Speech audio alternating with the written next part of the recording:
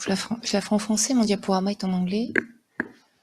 Donc, en fait, je suis enseignant-chercheur à l'université Paris-Nanterre. Donc, comme vous le savez, le campus de Nanterre, enfin l'université, c'est la première université en sciences humaines et sociales en France. On est plus de 1500 enseignants-chercheurs en sociaux, en psycho, en philo, en droit, et puis en économie. On a aussi des maths, de l'informatique et de la gestion.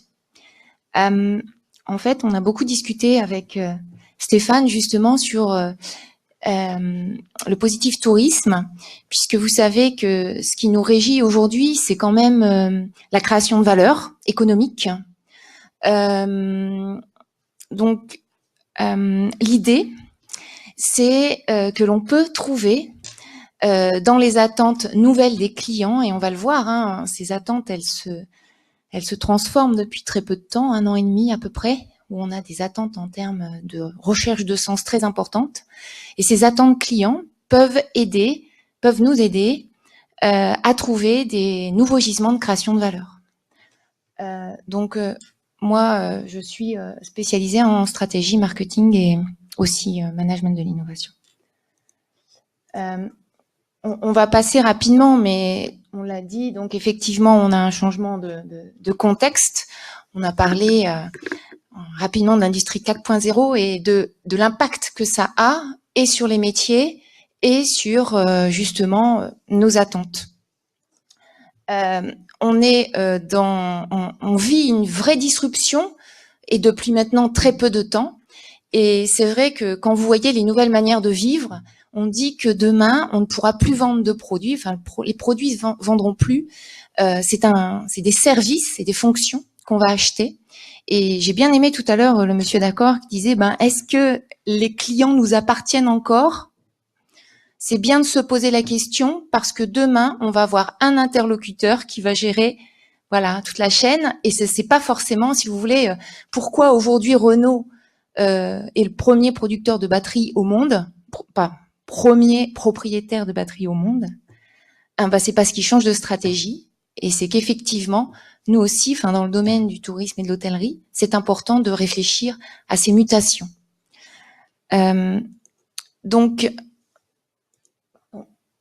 Alors on parlait tout à l'heure alors les Canadiens parlent de l'empuissancement du consommateur, donc consumer empowerment. Nous en France on ne dit pas trop l'empuissancement, et la recherche de sens dans la consommation. Et je vais vous présenter un cas en France, dans l'agroalimentaire, et en fait je vous présente ce cas dans un objectif de fertilisation croisée. Puisque vous savez, on fait beaucoup ça, notamment en management de l'innovation. On prend ce qui se passe dans un secteur d'activité et on le décline dans d'autres secteurs d'activité. Alors, ce cas, peut-être que certains connaissent, c'est la marque du consommateur. Aujourd'hui, la marque du consommateur réussit à vendre son produit 48% plus cher pour des qualités sociales et environnementales. Et là, on se pose la question. Moi, j'ai travaillé 25 ans dans le domaine de l'environnement, donc l'éco-conception, la management environnemental de sites. Et un des objectifs à tout ça, c'était toujours faire moins cher. Dans beaucoup de nos grandes écoles, notamment les écoles d'ingénieurs, on a des cours d'éco-conception et l'objectif, c'est de baisser le prix. Voilà, baisser les coûts.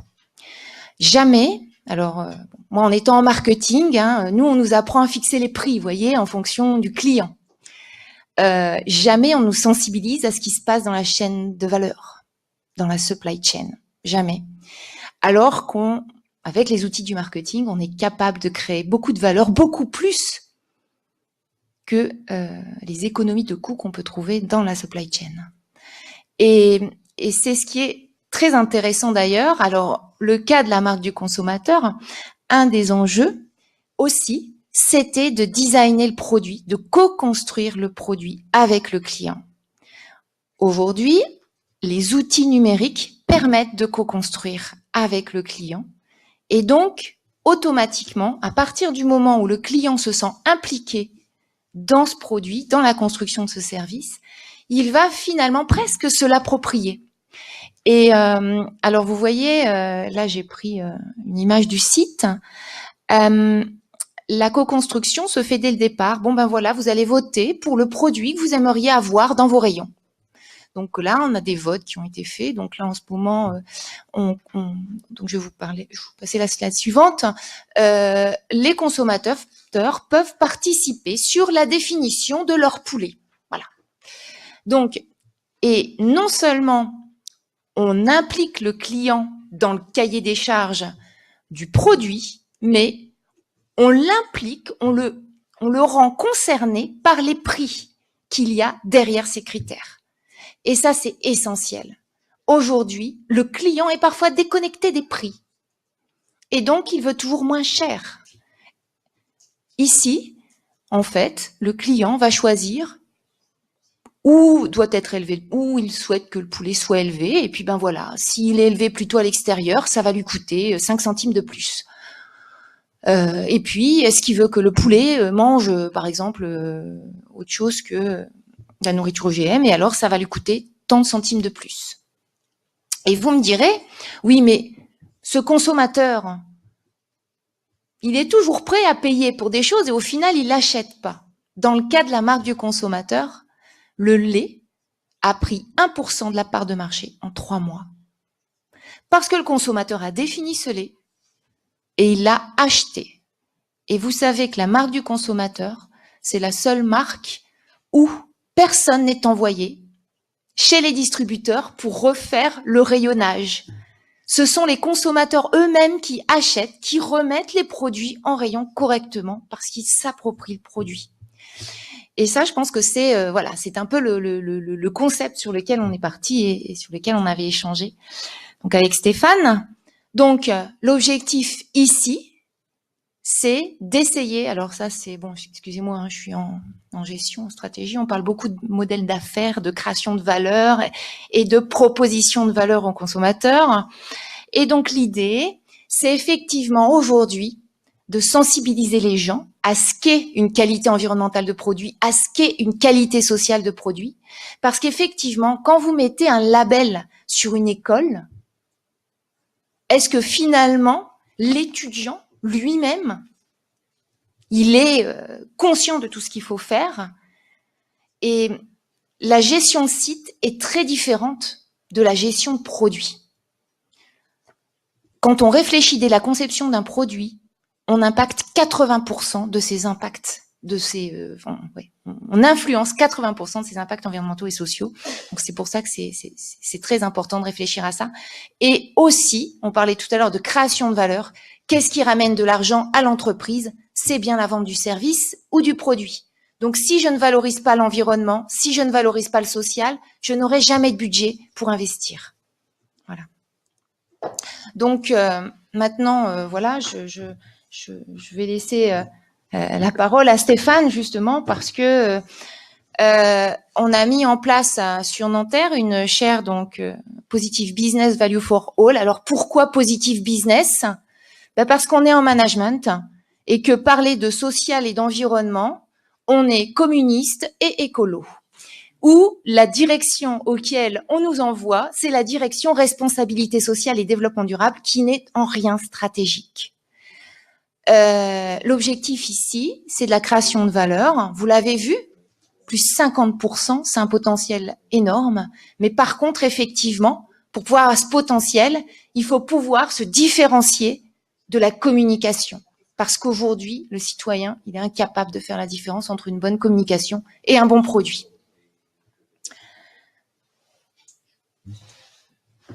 Ok. Je te laisse. Non, tu peux rester. Ouais, vas-y. Mais je te laisse la parole. Normalement, voilà. On va switcher comme ça. Bon, je te remercie, Béatrice, pour cette belle présentation. Et c'est vraiment dommage que les gens d'accord soient partis. C'est vrai qu'on rêverait de créer nous-mêmes les produits accords dont on aurait envie, avec les niveaux de salaire que nous souhaiterions payer pour le housekeeping, pour la réception, etc. Et modeler un petit peu le produit en fonction de ce que nous désirons, etc. Donc ce serait pas mal, c'est à creuser. Effectivement, au départ de la chaire de Positive Business de l'Université de Nanterre, nous sommes en train de créer un groupe de réflexion tout d'abord au sein de l'AMFORT, essentiellement au départ du comité scientifique qui a été créé il y a quelques mois, puisque ceux qui ont participé au forum de Luxembourg l'an passé se souviennent peut-être que la création de ce comité scientifique était une de mes promesses personnelles, justement pour apporter une plus-value supplémentaire à ce que nous faisons au sein de l'AMFORT. Et en dehors de la supervision de la bibliothèque, en dehors de conseils qui sont donnés pour les conférences, pour les publications, etc., un autre point à l'ordre du jour de ce comité scientifique est justement ce groupe de travail de Positive Business, avec l'organisation probablement en automne d'une université d'automne de quelques jours, justement où nous allons parler de tout ça, si c'est approuvé en assemblée générale, c'est-à-dire demain. Donc demain, on reparlera de tout ça lors de l'assemblée générale. Il y aura une brève présentation. Voilà, ceci pour le lien entre le comité scientifique de l'AMFORT et ce que fait Béatrice au sein de la chaire de Positive Business de l'Université de Nanterre. Voilà, alors Béatrice et moi-même, nous sommes à l'écoute de vos questions. Et c'est vrai que j'ai bien aimé quand vous avez dit en France on fait rêver mais on fait plus rêver les Français. Quand vous questionnez nos étudiants, effectivement, ils idéalisent les États-Unis. Et en fait, moi, on a à peu près 1200 étudiants en gestion chez nous, donc tout domaine confondu, ressources humaines, management, finance, etc. Et moi, je leur dis, votre premier objectif, c'est de payer des impôts. Et là, beaucoup d'impôts. Et là, ça cadre pas, vous voyez, parce qu'ils ne comprennent pas que derrière ces impôts, les cotisations sociales, il y a une qualité sociale. Et c'est vrai que moi, je suis souvent surprise que les entreprises, notamment françaises, ne mettent jamais en avant cette qualité sociale. Vous savez que quand vous travaillez dans une filiale de groupe français à l'étranger, vous n'avez pas du tout les mêmes conditions que dans les groupes étrangers. Et jamais on le dit. Et questionner par rapport à leur connaissance du modèle social français. Rien. Alors par contre, ils savent, le vin, la baguette, on mange bien, ça, tout ça, oui. Mais alors, le modèle social, pas du tout. Et je pense que c'est une vraie force. Et je travaille avec un Chinois, puisque dans le mois prochain, on organise une conférence à Hangzhou, avec l'université de Zhejiang, qui est une des premières universités en intelligence artificielle. Et mon collègue me disait, vous savez, les Français, vous avez le modèle de demain, sauf que vous êtes bêtes, vous êtes en train de le casser. Et parce que c'est un modèle qui tiendra la route demain. Demain, peut-être rapidement d'ailleurs. Voilà. Oui, effectivement. Merci, merci Béatrice. Et c'est vrai que c'est quelque chose. Moi, je vis à l'étranger. J'ai la chance de vivre au soleil. La chance de vivre au soleil, ce qui veut dire que je suis sidéré quand j'entends certaines choses, et notamment le discours de Denis Courtiade juste avant, parler effectivement du service à la française qui n'existe plus comme on le connaissait. Oui, ok. Moi, j'ai la chance de vivre au soleil, c'est-à-dire que j'ai la chance de vivre dans une région où on va dans un restaurant même étoilé Michelin et où on se fait accueillir par « qu'est-ce que tu veux boire ?» et où le seul critère du service, c'est la rapidité. Rapidité qui inclut le fait de se dépêcher de débarrasser votre assiette alors que votre conjoint continue à manger, qui implique le fait, et ce sont des cas réels, qui impliquent le fait que quand vous allez au restaurant, vous avez la malchance de tomber à une soirée de match de football. J'ai vécu ça il y a quelques années. Le serveur était tellement pressé de retourner regarder le match de football à la télévision qu'il a apporté les deux assiettes en me servant.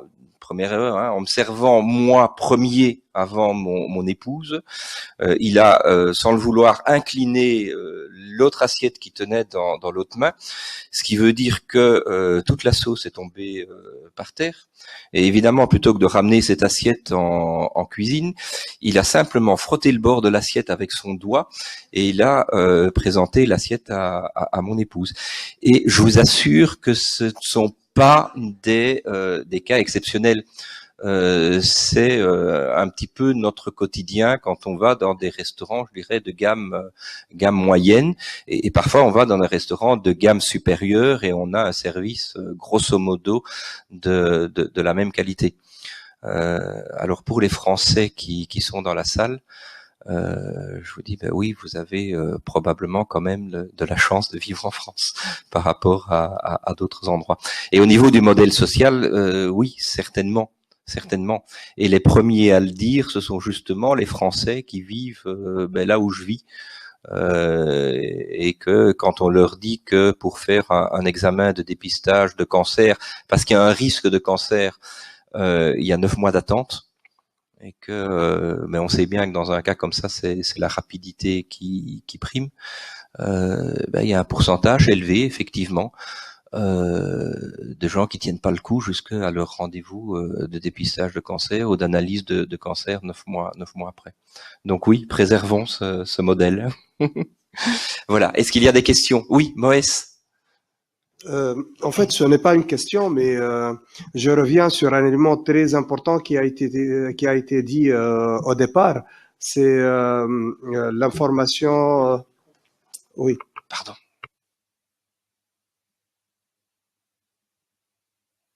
Voilà. Oui, lorsque Madame Bellini a dit que voilà, on va plus acheter carrément des services, on va acheter plutôt des services que des produits. Là, je me souviens que j'ai assisté à une conférence en 2017 à l'ITB de Berlin de CEO de la société Hyperloop, le plus rapide train ou bien le train capsule, 1200 km par heure. Donc, il a parlé de son projet, il a explicité ses différents détails et du coup, ils ont réalisé, si je me rappelle très bien, 7 études techniques dans des endroits différents du monde et 4 études financières dans des endroits aussi différents dans le monde. Il a confirmé que le gain ne sera plus réalisé sur la vente du billet, mais plutôt sur l'affiliation des partenaires, c'est-à-dire que le train soit appréhendé comme étant un moyen pour commercialiser ou bien distribuer plutôt le produit, pour acheminer le client vers le produit et non pas un outil, c'est-à-dire le retour sur investissement qui va provenir directement de la vente des billets. Et du coup, donc l'affiliation de tous ces intervenants ou bien acteurs qui font partie de la chaîne de valeur touristique, c'est eux qui vont créer de la valeur et non pas le service de transport en soi-même. Voilà. Mais merci Moès. Sabrina avait une question encore et puis Cyril peut-être? Non,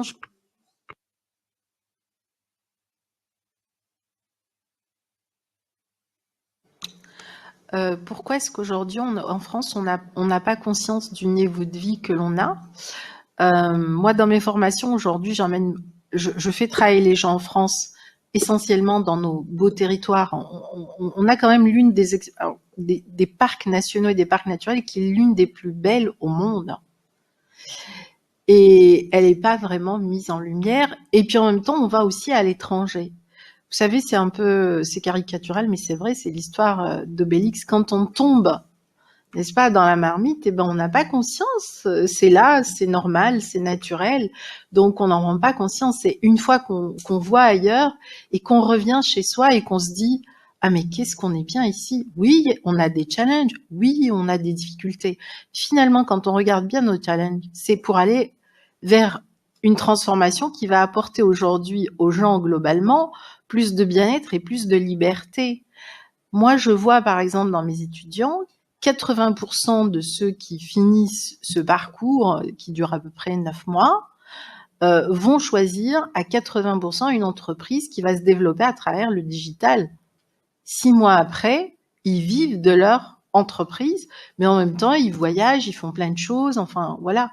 Ils ont, alors, ce que je constate aussi, c'est que plus jeunes, ils ont un ancrage par rapport à la famille, aux enfants, ils reviennent beaucoup à ça, en revanche.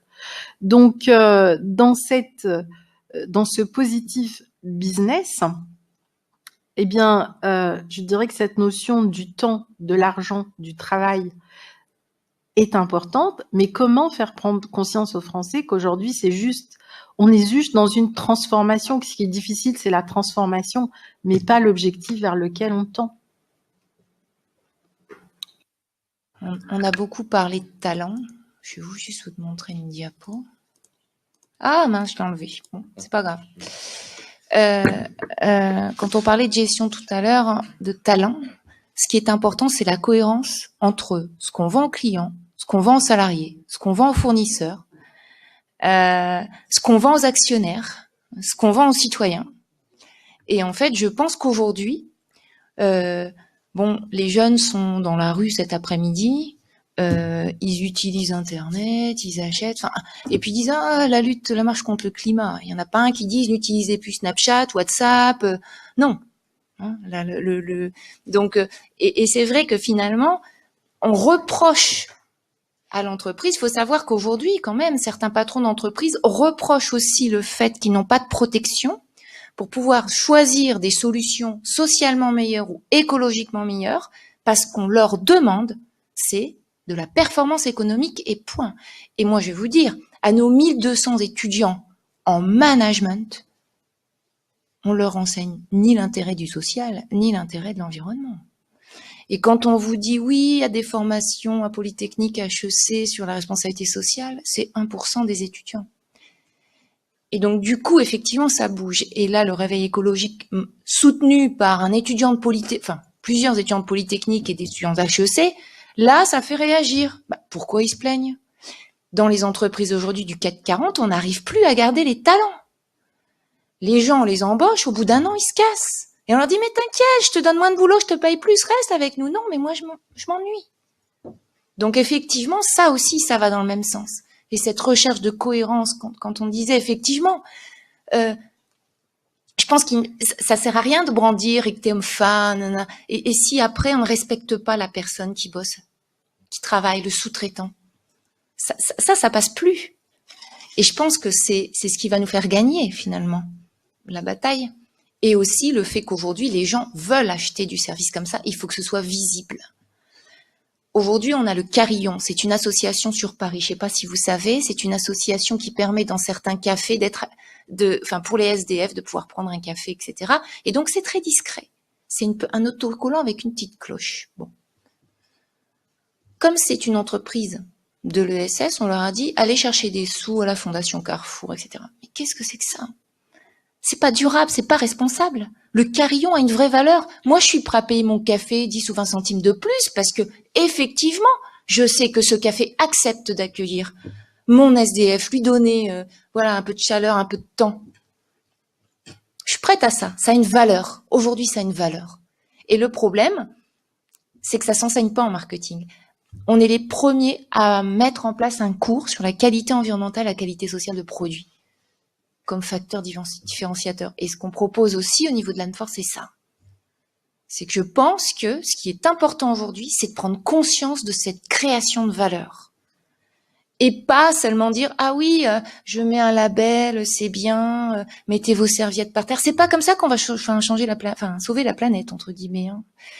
C'est important de réfléchir sur la sobriété numérique, hein. Quand on développe des applications, le stockage, les images, et vous savez qu'en France, on est comme le premier. Ça fait plus de 10 ans qu'on réfléchit là-dessus. Et vous parliez tout à l'heure d'entrepreneuriat. Beaucoup d'entrepreneurs aujourd'hui utilisent des solutions numériques. On a un gros salon qui s'appelle Slush, un salon international. On va mettre en place la première table ronde sur la sobriété numérique parce qu'ils y pensent même pas. Enfin, voilà. Donc, on a vraiment du potentiel. Excuse-moi, Oups, pas de souci. La seule chose, oui, je voudrais très rapidement donner la parole à Cyril, parce qu'après, il faut absolument que je donne la parole après à Sophie Lacour, parce que sinon on va se faire éjecter du bâtiment. Et je sais que sa conférence est particulièrement intéressante. Donc, alors, je oui. peux, merci.